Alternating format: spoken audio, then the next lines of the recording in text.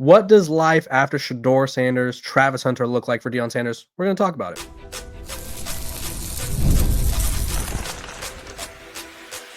You are Locked On Buffs, your daily podcast on the Colorado Buffaloes, part of the Locked On Podcast Network, your team every day. Welcome to Locked On Buffs. I'm your host, Kevin Borba. Today's episode is brought to you by the all-new 2025 Nissan Armada. Stay with us for the Armada Team of the Week later in the episode. We're also brought to you by the Locked On Podcast Network. It's your team every day for free and available wherever you get your podcast. Who doesn't love free things and who doesn't love CBS Sports' Shehan Jeyarajah? Shehan, thank you for hopping on the show. I know you're busy. I know college football never ends, so let's have some fun. Yeah, thank you so much for having me. Yeah. So the reason Shehan is on here is because I feel like we do a yearly episode where he writes something where I'm like, that's amazing. I need to talk to him about it. And so we have hit that point of the year. And he's good for more than one amazing article per year. But this one really stood out to me because he's dealing with questions about each Big 12 program. So go check it out over at CBS Sports if you haven't seen it already. And the biggest question that stood out to me was the one about Deion Sanders, because your question was, what does phase 2 look like? And so some people might be like, okay, Coach Prime is invested, right? He returned for another year. He brought in all these transfers, all these players. But, and I've talked about this various times on my show, Shedeur's gone. I think he masked a lot of issues that the offensive line had. I think he masked a lot of Pat Shurmur's ineffectiveness at calling plays because he's so good. And then you had Travis Hunter, who was probably the best player in the country at two positions. So very, very different set of scenarios. So talk to me about why you see this as a question and what you see as the problems for this. Well, the way that this team has been structured, and let's take away the 2024 season, right? The way that kind of the Coach Prime era of college football has been structured, even dating back to Jackson State, is leaning on some of the really, really talented kids that Coach Prime has had connections with. Obviously, Shedeur being chief among them, right? When you look at the way that the offense worked in the first 2 years, it was basically just quarterback excellence. It was basically an individual player buying time with his legs, getting the ball downfield, definitely having a really talented wide receiver core, even independent of Travis Hunter. But that's kind of how it was all built. It was built to showcase in so many ways the stars of the team. And we've heard Coach Prime say on many occasions, right, that the reason that he does this is for his kids. And I think that when you look at the way that he built his Colorado team, so much of it was built to feature those guys, Shedeur Sanders, Travis Hunter, chief among them. Shedeur Sanders to an extent, but maybe a little bit less so. And I think that even when they brought in Pat Shurmur as an NFL-style coach, a pro-style coach, moving away from Sean Lewis, part of that was, hey, we want to show that Shedeur can do more things that he's going to need to do at an NFL level. We want to prove he's a top 5 pick in the NFL draft. When they decided to play Travis Hunter the way that they did, it was, we gotta feed him to, get his stats to a level on offense to where he can win the Heisman Trophy, and obviously continue to have him be a major contributor on defense as well. So now you step back and there are talented players on the roster, right? That they're bringing in some Caden Salter, Julian Lewis at quarterback. You talk about a player like Draylon Miller, of course, who had a really good freshman year, but now he's a sophomore and has to step up. Like, there are good players on this roster, but there isn't necessarily a guiding principle to the roster. That there isn't a kind of like a big picture idea of what is this going to look like. And the funniest thing and the most interesting thing about Colorado heading into 2025 is they're going from being a team that really is able to rely on and feature some of the best players in the entire country to in 2025, they're just going to be a regular football team. Yeah, I think which Coach Prime said this, and I think I've said this to an extent as well. I think this team is a better football team in the sense of, like, they don't have two megastars and it's like everyone else. Like, I would say this is a very much more complete team. That being said, there was an interesting point you made about Pat Shurmur, and like his offense was to showcase Shedeur. And I don't know if he got in a little trouble for this, but he made comments. I don't remember if it was this week or last week, when they were talking about the offense, right? Because there's been a big emphasis on running the ball from Coach Prime, from Pat Shurmur now, right? They don't have Shedeur, so now all of a sudden it's like, hey, we're going to run the ball. And Colorado was the worst rushing team in the country last year. They ranked 133rd in yards per game. I looked it up. There was, I believe, what was the number? It was like 86 individual players that averaged more rushing yards per game than them, and like a bunch of them were quarterbacks. It was like the quarterback from UNLV, that John Mateer was another one. So Yeah. obviously are changing up the schematics. But Pat Shurmur made a comment where he said they tried to run the ball last year, but when it's an RPO, someone has the option to pull the ball to throw. So obviously saying we tried to run the ball, but sometimes Shedeur would pull it. And I don't know if he was supposed to say that. That feels like oh, maybe that's a discussion after, but they are changing their identity. Will that work? I don't know, but we're going to see a very different team, and I don't know if it's going to be as flashy. So when you think of Pat Shurmur's offense now, or just in general, I think this is going to be Pat Shurmur's offense, right? I think last year it was Pat Shurmur's offense catered to a style, but now it's going to be Pat Shurmur's offense. And I don't know if that's a good thing or not. We'll find out. What do you think? Yeah, I think it's definitely true. And I'm glad you mentioned the running game, right? Because over the past 2 years, like you mentioned, this has been one of the worst running games in the country. And yes, the sack numbers contribute to that. But even when you pull aside the sack numbers, this is not a consistently efficient running game. I felt like going from year one to year two, I had some questions about the level of guys that they lost, right? Dylan Edwards, obviously transferring last year. Alton McCaskill, unfortunately, dealt with some injury stuff and was never able to really be his full self. But last year, it was a huge issue. And if you're Shedeur and you're in that situation, right? Like that's a really funny quote, by the way. But for me, I mean, I understand why he felt like, okay, well, I don't have a good look for this running game because the offensive line is getting overwhelmed, so I'm putting it on my shoulders. Now, the thing is, and you have Caden Seller, Julian Lewis coming in this year, and they're most likely going to run a little bit more of what Pat Shurmur wants, like you mentioned. I mean, you still have to try. You still have to try at times. You still have to prove that you're willing to use the running game, that you're willing to trust your offensive line. And I mean, again, I think that when you have a quarterback who also doesn't trust that running game, it does impact the way that teams defend you. And certainly, over the past 2 years, in 2023, just a miserable offensive line performance. 2024, there were improvements, but not a ton. But there are aspects to where the quarterback does impact the way that teams are able to attack you from a defensive line and rushing perspective. So I think that's going to be the biggest key is, will there be growth again on the offensive line in 2025? Will there be a little bit more consistency in the running game? Because the reality is, if the answer is no, with Deion Sanders gone, with Travis Hunter gone, it's going to be really difficult to run any kind of effective offense. Yeah, and I think I think Kane Salter is going to win the job, so we'll just assume he does for S and G's. He's one of the most dynamic quarterbacks in the country, right? The reason that I think he was so highly sought after this time in the portal was because of his legs, right? He had a major step back in production in terms of passing the ball. He didn't have 2023. He was a Conference USA MVP. He threw for 30 touchdowns. It was 3 picks. And then this past year was 19 touchdowns. I think it was 6 picks, right? And so he runs just part of his game. So I feel like you have to cater to that a little bit. And then also, I think the part that you mentioned that kind of triggered something in my memory is Dylan Edwards, Alton McCaskill. They didn't get anything going in Boulder, right? Colorado has yet to have a 100-yard rusher under Deion Sanders, right? It has not happened. They've come close. I think Isaiah Augusta got 90-something yards one time, but they have not had a 100-yard rusher. The offensive line has been terrible. There's going to be at least 3 new offensive linemen again this year, so we'll see how that works. They dipped into the SEC and Big Ten transfer portal pool of linemen, so we'll see if maybe the bigger guys can help them out there. But yes, I think the run game is going to be pivotal. I think Pat Shurmur is going to be really under the microscope, right? Because now he doesn't have Shedeur to bail him out. He doesn't have Travis to bail him out. And Deion Sanders, I don't know if people realize this, he goes through coordinators quite frequently, right? I think Shedeur played for 4 or 5 different offensive coordinators in his career in college. So he goes through coordinators quite frequently. So if Pat Shurmur doesn't got it, Coach Prime will move on. Let's talk about phase 2 of the defense, because I think arguably the biggest hire of last season in general that wasn't talked about enough was Robert Livingston, the defensive coordinator.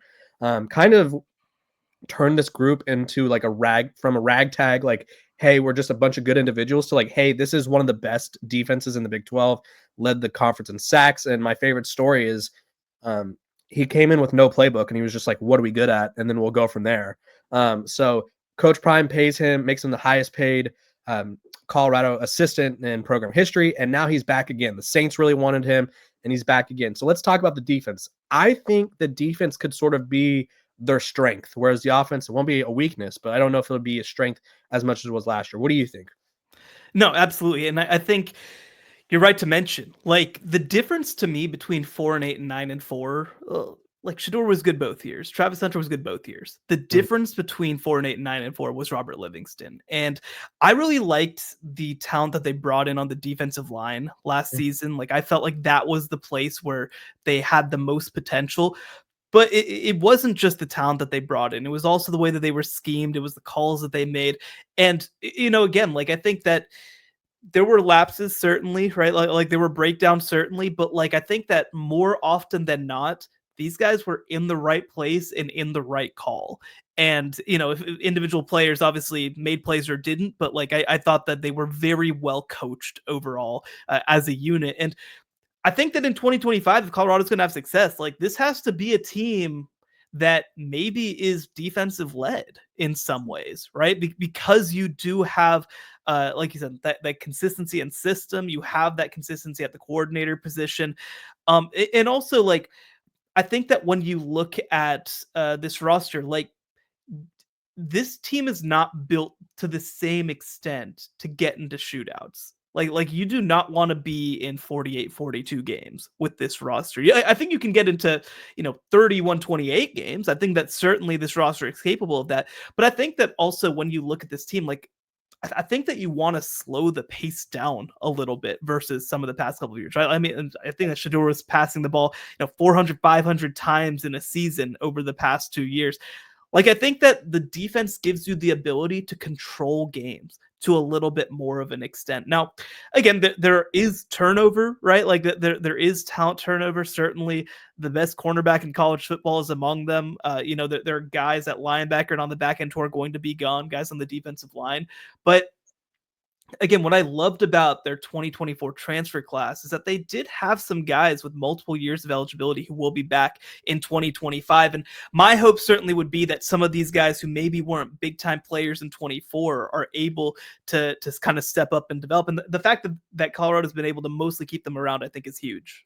Yeah, and then they go out and get guys like Jaheim Otis. They got Martavius Yeah. French from UTSA, who's one of my favorite, like, low key additions, a linebacker there. And so, yeah, I think they have a really nice unit there, and we'll see if it comes together. Before we move on, Shehan, one sentence to describe phase 2 of the Coach Prime era. What do you think it'll be?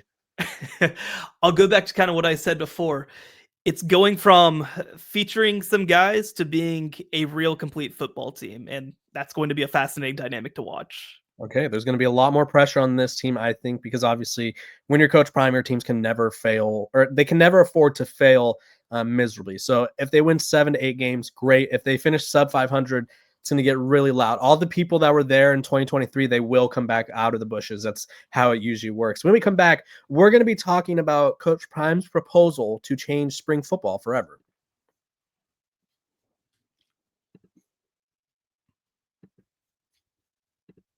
This episode of Locked on Buffs is brought to you by our sponsors over at Nissan. The Armada Team of the Week is brought to you by our friends at Nissan and the all-new 2025 Nissan Armada. Each week, our Locked on college basketball experts are picking one team that stand apart, from top-seeded stars to the unexpected upsets. These guys showcase the strength and sheer power needed to push their team forward. This week's Armada and clear-cut Team of the Week is the Florida Gators. The Gators, led by Walter Clayton, 17 points a game, just dominated the SEC's tournament, winning each game by at least 9 points. Not only did the Florida Gators grab the 4th 1 seed, but they're the nation's most efficient offense. So when it comes to the Nissan Armada, they say go forth and conquer, and that's exactly what the Gators have done here. It's clear that our Team of the Week is out here ready to conquer the road ahead with confidence, just like you can in the all-new Nissan Armada or any of the Nissan outstanding vehicles. Take the Nissan Armada, Rogue, or Pathfinder and go find your next big adventure at shopnissanusa.com.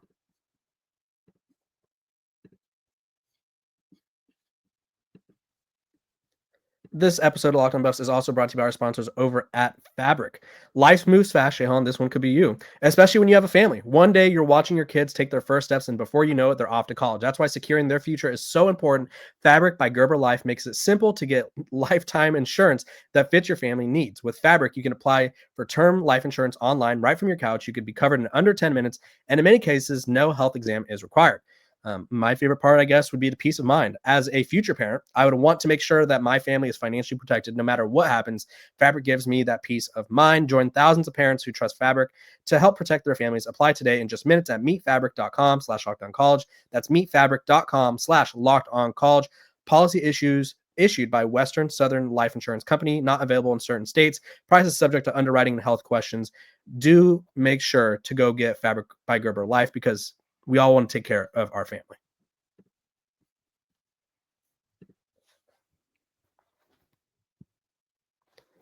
And we're back. We're talking about spring ball. So Coach Prime, and I did a little short on YouTube the other day. Go check it out. I said when college football zigs, he always makes sure to zag. And so right now, college football is like, we're going away with the spring games. Some programs like Ohio State and Texas are like, we just finished our season like a month ago. We want to relax. We want to make sure everyone gets healthy. Matt Rule, on the other hand, at Nebraska is like, I don't want my roster to get poached. I don't want to give these guys basically a free tryout for other programs. And so we're seeing, I know off the top of my head, Texas, Ohio State, USC, I think Florida. There's probably dozens of others that have canceled their spring game, right? And Oregon is the one biggest program so far that I had heard not cancel their spring game. And Coach Prime just said yesterday, he's like, I don't want to cancel the spring game. In fact, I want to play against someone else. Now, this is the second time he's brought it up. He brought it up last year. But this year he got a biter. He got Fran Brown. And then the coach from, I think it was Prairie View A&M, also said he'd like to play him. And I think there's a lot of intrigue there. A report from Carl Reed at 24/7 said he wants to play against Billy B and the North Carolina Tar Heels. Do you see this happening? It doesn't have to be Bill Belichick in North Carolina, but just in general, do we see spring ball being played against another team, or is this just not going to happen? What do you think? So the biggest things that I'd say, right, is that this game is set to take place in a month on April 19th. So Right. I think that the logistics of it are going to be a little difficult. The other thing too is that right now, because I think that they could book flights and stuff like that. That's not the issue. Yeah. The bigger issue is that right now it's not allowed by the NCAA. I think that this is a long-term thing that will change. I do think that Deion Sanders and a couple others are trying to make that push and make that case publicly that, hey, there is utility to this. And I mean, personally, I loved what Coach Sanders said. Like, the reality is guys are not just having a good spring game and then like getting huge offers off there, right? Like, it's a spring game. It's really, one, not that serious, two, not that useful for evaluation. Like, if you're a staff and you don't know about a guy until he has a 73-yard catch against your fourth string defense, like, you probably don't know an opposing roster well enough, to be frank. And on top of that, like, if a kid wants to enter the portal, like, they can share practice film. They have opportunities to do stuff like that, right? So I do think that it's a little overstated how much your roster is going to get picked apart, especially in the spring window, by the way. But no, It's like I do think that that's those of you that didn't know. It's like 7 days, the spring window. It's yeah. not like a month-long period. Sorry. Right. And the other thing too is that specific to the SEC, like, there are bylaws in the SEC that SEC players cannot transfer to other SEC schools, right? So like, it's a much quieter window than the winter window is. Now, again, look, obviously I'm talking about Colorado, and Colorado got some big hits in the spring window last year, but like, it's pretty unusual for there to be true playmakers and difference makers over there. But I do think that it's unlikely that the NCAA is going to relent on such short notice. But I think that this is also an attempt to bring this issue to the forefront, because here's the reality, right? I feel like, big picture in college football, the sport is losing sight of actually paying service to fans. You know, I actually, last year, right? So I have a 1-year-old, and obviously we haven't really brought her to college football games at this point. But what we got to do last year is, the SMU, we lived down the road from them. Like, they had a spring game at a high school, really casual. You just show up. Obviously it's free. And like we sat for half of the game and then we left because we had a 4-month-old at the time, right? And like that was a really cool, cheap, free way to be involved with SMU football. There's a lot of people. I know that there was one fan at Ohio State who was like, we got the best seats that we will ever get at Ohio Stadium. And, I think they charge like $10, but, and like, his kids were sitting like 4 rows from the field and like, they don't know that it's not really a game. Right. And so I feel like big picture one, we need to have some of these opportunities to pay very little money and still, do some fan service.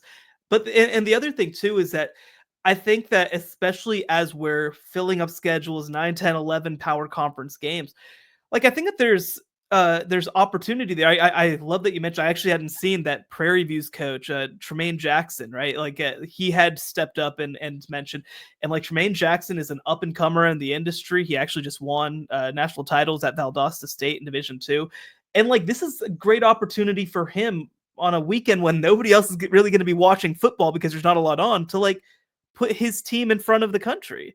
And so I do think that there's a lot of reason to think that in the upcoming years, this is going to change. I just don't know if it's going to happen right now.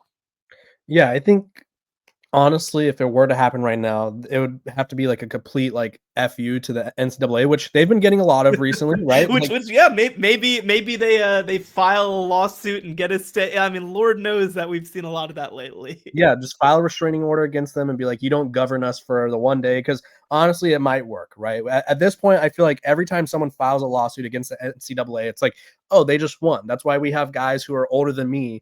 I just turned 25 in September, and there's quite a few guys out there that are still around my age or like older than me playing college football. And I've been out of school for, I think, 4 or 5 years now. Realistically, I would love the idea. From a football perspective, like you said, and Deion Sanders said this as well, you don't learn much from your guys going up against each other because, quite frankly, they go up against each other every day. They know each other's tendencies. So maybe like if it's a pass rusher, offense lineman knows he likes to swim move or he likes to spin move, whatever it is. Or if it's a corner, they have tendencies on a receiver, right? So you're not going to learn anything there. Secondly, you get this like entertainment value that we've been missing, right? College football is in this weird space where it's like nothing matters besides the playoff. But then when we don't have football, everyone's like, I would just kill for the spring game here. So it's like, it's giving the people what they want. Realistically, I think it'd be a fun game. Obviously, I do think you'd have to schedule with some caution, right? Because I think for certain programs like a Colorado, losing your spring game, not that memes matter, but people will get on you, right? And then that could derail some confidence. And I think it would just be a fun event because after, let's say the spring games end in May, we'll just say they end in May, at the end of May, right? We don't have college football until August, was it the 29th, right? 28th? 30th, 31st, somewhere in that range. Right. So we don't have football for another handful of months. So this would be like the way to give us that one final fix. You get to see the young stars, right? Colorado wants to see Julian Lewis. They want to see Draylon Miller. They want to see Omarion Miller. They want to see everyone who's new before a game, because I think once you start getting into the season, there's not as much time to be like, okay, we're going to experiment here and there. And so this gives you that opportunity. I do think you can maybe make it NIL incentivized where it's like, hey, if you win, you get $100,000 to your NIL, because at the end of the day, it's all about money. So the players have to benefit somehow.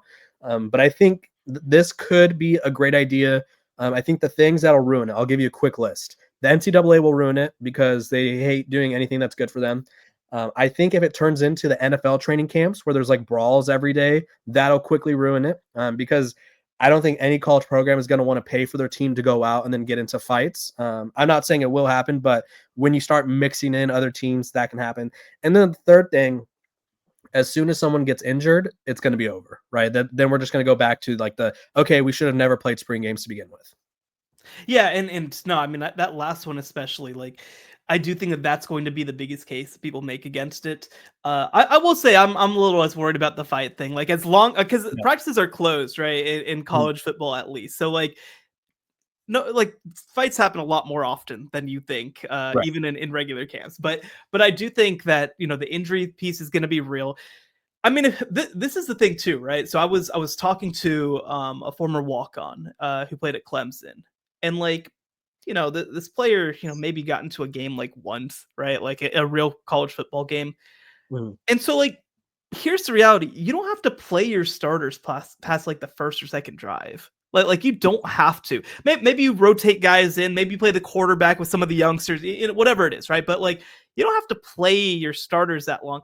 But like, one, it's a cool opportunity because again, like you are playing some level of live football. And the other piece of this too is that like there are guys who are walk-ons or fourth string who will never actually get the chance to play at your school. And like, this is a cool opportunity for them too, to get to play in front of their family and friends. So, I think that the other piece, and you kind of touched on it, is like, if guys play their starters a lot and then they play terribly against the opposing team, right? Like Yeah. truly losing an offseason game, I think is going to be something that for a lot of programs is problematic. But I think that, look, obviously, I have some of my criticisms of the way that Deion Sanders has run his program, but like, he's always been very unapologetic and unafraid. And I think that we kind of need that energy right now in college football. The idea that, hey, if we lose a spring game to Syracuse, who cares? It doesn't actually matter. It's a good event. And y'all, by the way, if Colorado loses big to Syracuse in a spring game, like, people will talk their crap or whatever, but like, it doesn't actually matter, right? Like, it's just something to talk about. And I Some think programs are that scared of those optics, though. Some programs would be terrified to, like, 100%, say you play against, like, Northern Colorado and you lose 100%. 17-14, they'd be like, we're never doing this again.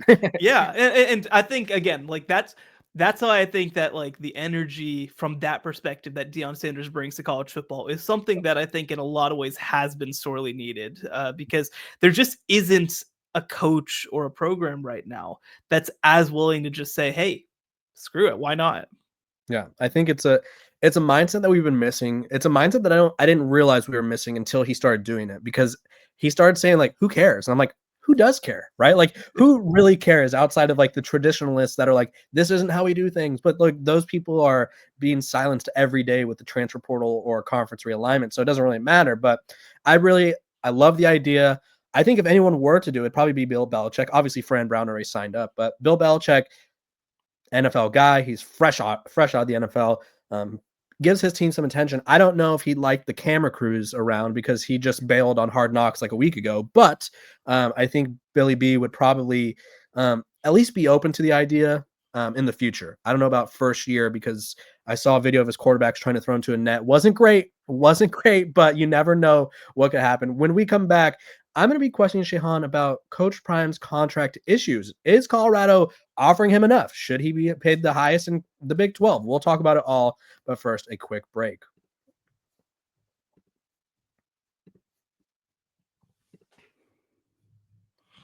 This episode of Locked On Buffs is also brought to you by our sponsors over at Upwork. Scaling your business requires the right expertise at the right time. With Upwork, you could find specialized freelancers in marketing, development, design, and more, experts ready to help you take your business to the next level. Upwork gives business flexibility by connecting them with top freelance talent across multiple industries, including IT, AI, web development, and marketing. Whether you need extra hands for a project or a long-term partner, Upwork makes hiring simple and affordable.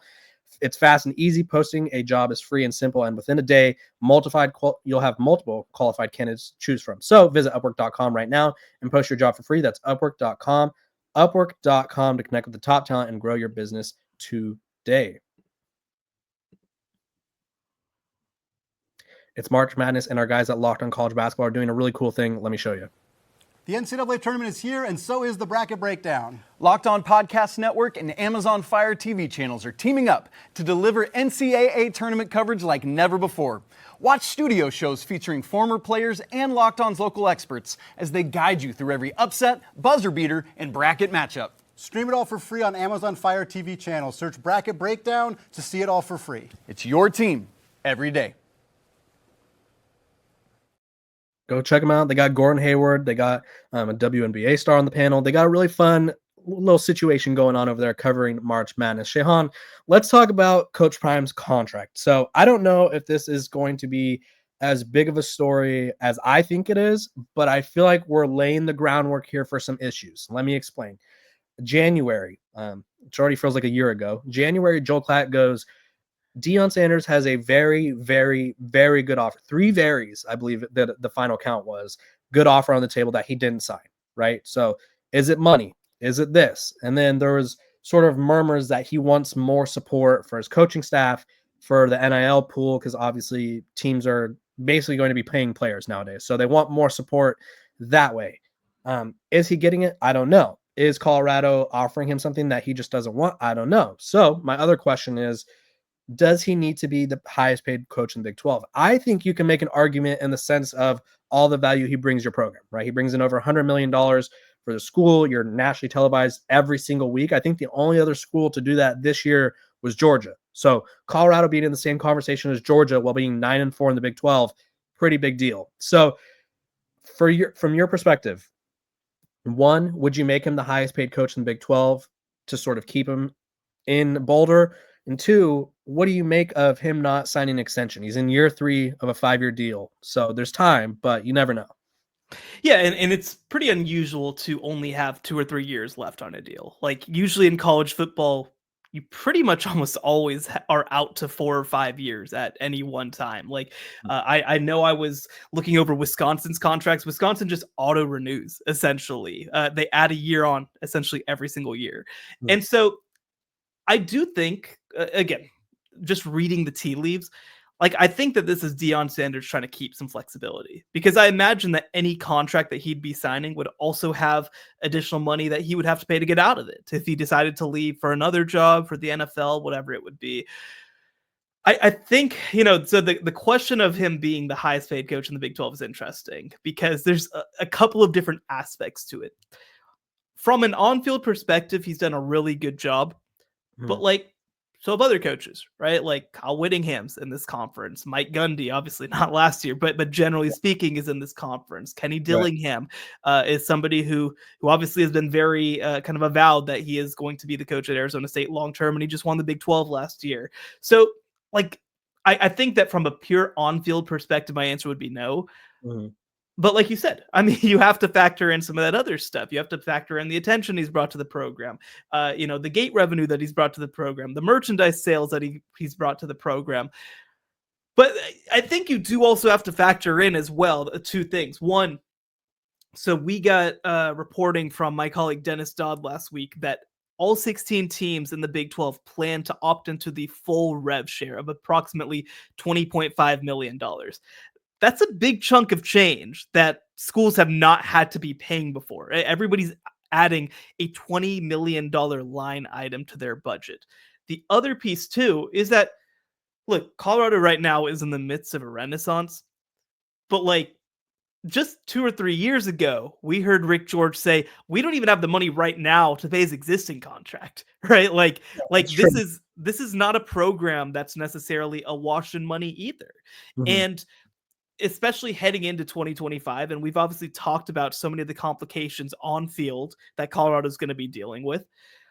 Like, it is a lot to guarantee a lot of money when you don't necessarily know what the present even is going to look like, much less the future. So I wouldn't personally make him the highest paid coach. Now, what I would say, and look, I'm not an agent. I'm not in the, I'm not in there kind of pulling up deals, but like, I probably would try to give him a relatively high base salary, maybe give him pieces of like merch sales, things like that. Like, I don't know if that's something that really, athletic departments are willing to do, but like, I think that that's something that would be interesting, right? Have a very incentivized contract potentially from a marketing perspective. But, again, like, I think that, at Colorado, you do have to make some tough decisions as well and try to figure out, not just in 25 and 26, because, I think that like Deion Sanders is very happy at Colorado and obviously has had a lot of success there. But like, you do know, that he had conversations with the Dallas Cowboys. You do know that he had conversations with other big schools. So I do think that you also do need to protect yourself just in case, and so I would have him as one of the higher paid coaches in the Big 12, but I probably would have, Kyle Whittingham, Kenny Dillingham, potentially just a little bit above him. Yeah, totally understandable. And I think a lot of, like, I do think if I'm Colorado, like, this this isn't Kevin Borba speaking. This is like Kevin Borba, the representative of Colorado. Like if I was on staff there, I would want him to be the highest paid coach in the Big 12 simply to keep what they have going, right? Because 3 years ago now, they were 1-11. They were about as irrelevant as it got. My first job out of school was at the Pac-12 networks, and love the job, great people, a lot of fun. But if your team was playing on the Pac-12 networks, it was mostly because you weren't picked up by a national brand, right? Or like ESPN didn't want you, Fox didn't want you, or whoever was in the mix there. Colorado was on the Pac-12 networks almost every week, right? I think the one game that my year there that they weren't was when they played TCU, like week 0, Chandler Morris versus Brendan Lewis. It was a terrible game. I think everyone remembers that. It was horrible. And I actually think it led to the Max Duggan experience, which ultimately TCU went on to go to the playoff. But either way, Colorado was consistently at the bottom of the barrel. I think dating back to like 2016, they had one season with 10 wins or not, you could go 9 or more wins, right? They've been a habitual sub 500 team. They've been a habitual irrelevant program. And I think Coach Prime, Deion Sanders, the allure, the vibes, the energy from national perspective, he gives you energy and like attention that you don't have. He gives you recruiting access that you won't have, right? Because those guys from Florida aren't going to come play for, depending on who the coach is. But for the most part, Colorado was not tapped into South Florida before Coach Prime was there. So I think you have to sort of make a risky investment here to keep the attention and money, revenue, and all the stuff that he generates. So you keep him, you keep that as well. And so obviously, like you said, we're not negotiating. So I wouldn't know how to put together a contract like at all. But that being said, I would make sure to somehow protect myself because, again, if he leaves for a coaching job, or maybe he just goes, you know what, I really got into coaching for my sons and I'm just not having as much fun. And I want to go be a dad and support them while they play in the NFL. Maybe that happens, right? You have to protect yourself, right? You cannot be blindsided. But I also think for Colorado's perspective, you cannot allow yourselves to not full court press him and sort of give him everything. Because if there's more that you could offer, then you failed as a negotiator in this case. But if you offered everything and he just doesn't want to coach, then that's just his decision, right? No, definitely. And so again, I certainly don't envy Rick George and the decision makers over there trying to manage this, because there just really is. I mean, when you go into a negotiation, right, you look at comps, you look at other coaches in your conference, you look at other similar styles of coaches. And this is true, by the way, for players too, right? You say a tight end costs this much, etc. There is no real comparison for this. I think even you make the comparison to other former player coaches, right? Like Deion Sanders is different. He is a celebrity coach. And so he brings a level of attention to this program mixed with obviously the on-field football coaching success that he's brought. So, again, it's a risk that I think that Colorado has to manage. But, again, I think that the one piece of relatively manageable news too, so let's say, right, because buyouts are kind of the whole big thing in college. I ultimately think long term, it's much more likely that Deion Sanders decides on his own to go do something else mutually than it is that you have to fire him. Like I think that Deion Sanders is going to get other opportunities before you're gonna have to say you're fired. So from that perspective, right, I think that does give you a little bit more flexibility to up the salary, up the buyout a little bit, because I don't think ultimately if you're Colorado, you're planning to be in that position. Yeah, I think it's a weird situation because what's at stake, but at the same time, until he decides that he doesn't want to coach anymore, he's probably going to want to be in Boulder because they give him everything that he wants. So just make sure you keep doing that, I guess. I don't know. I don't envy them. Like you said, it's a tough decision, I don't understand the process at all. I barely understand how to do my own financial things. So good luck to Colorado. Shehan, I appreciate you for joining us. Tell the people where they could find you and what you're working on before we go. Yeah, you can find all my work over at cbssports.com, and you can follow me on all social media platforms at Shehan Jeyarajah. Yeah, I appreciate you for hopping on. I appreciate all you guys for tuning in, making me your first listen every day. We're free and available wherever you get your podcasts, so make sure to like, subscribe, and follow. And I hope all of you have a great rest of your day.